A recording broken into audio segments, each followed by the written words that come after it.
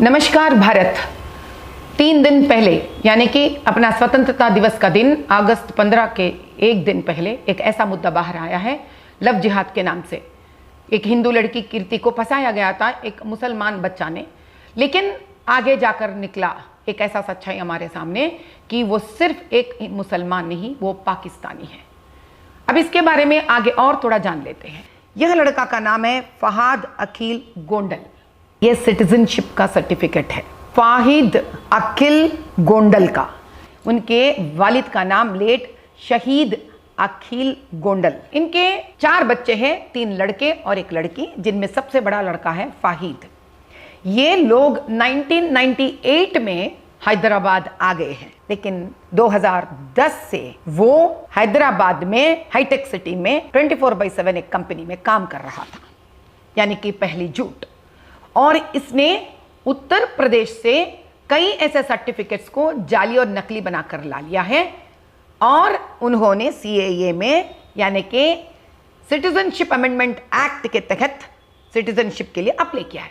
यह है भारत का सरकार द्वारा दिया हुआ एक ऐसा पत्र जो आपको जानना पड़ेगा। Government of India home affairs, वहां पे नीचे देखिए, पाकिस्तानी नेशनल्स जो भारत में एक छोटे टर्म के लिए वीसा के लिए आते हैं, इनके लॉन्ग टर्म वीसा का एलिजिबिलिटीज देने का हक 6 महीने से ज्यादा आगे DCP साहब को रहता है। State governments are empowered to grant extension on long term visa. Fahid को हर प्रकार के पेपर्स देकर इनको इस लॉन्ग टर्म वीसा का एक्सटेंशन के लिए देने वाले भिजाने वाले स्टेट गवर्नमेंट्स ही है। कि क्या ये फाहिद वोट जिहाद का भी केस है? कारवान 64 पे आता है, 103 उनका पार्ट नंबर है, उनका घर का एड्रेस है 13-6-437/7/3/A/1। ये फाहिद अकील का है, यानी कि उसको परमानेंट सिटीजनशिप आने से पहले इसका एक फेक वोट था इसके पास। वोटर ID बनाने वाले थे यहां का TRS और कांग्रेस का सरकार, इसीलिए डिलीट किया उन्होंने, क्योंकि इसको सिटीजनशिप मिल गया है, अब इसकी जरूरत नहीं है। गजना अकील फाहिद की बहन, लेट शाहिद अकील, ये सब गोंडल नाम निकाल के उखाड़ के फेंक दिए हैं जाली वोटर ID बनाने के लिए। गोंडल सिर्फ पाकिस्तानी ट्राइब्स का नाम होता है, मुसलमानों का। इनका भी घर का नंबर वही है, बिलाल अकील, वालिद का नाम लेट शहीद अकील, मजले भाई मोहम्मद अकील, और इनके वालिद का नाम है लेट शाहिद अकील, इनका घर का नंबर भी वही है। ये सारे लोग पार्ट नंबर 103 के कारवान के ही है। बिलाल अकील है, सबसे छोटा फाहिद का भाई है, ये पाकिस्तानी है।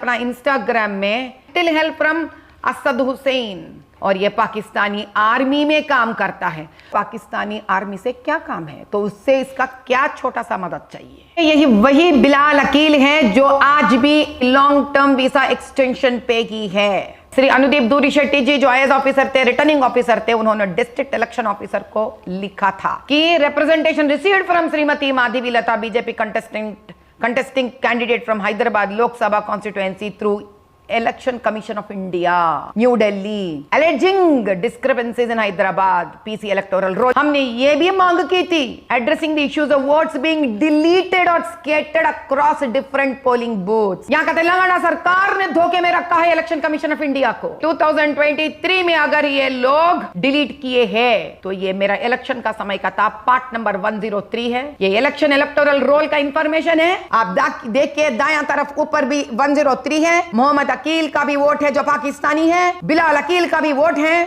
उनकी बहन गाजा अकील का भी वोट है।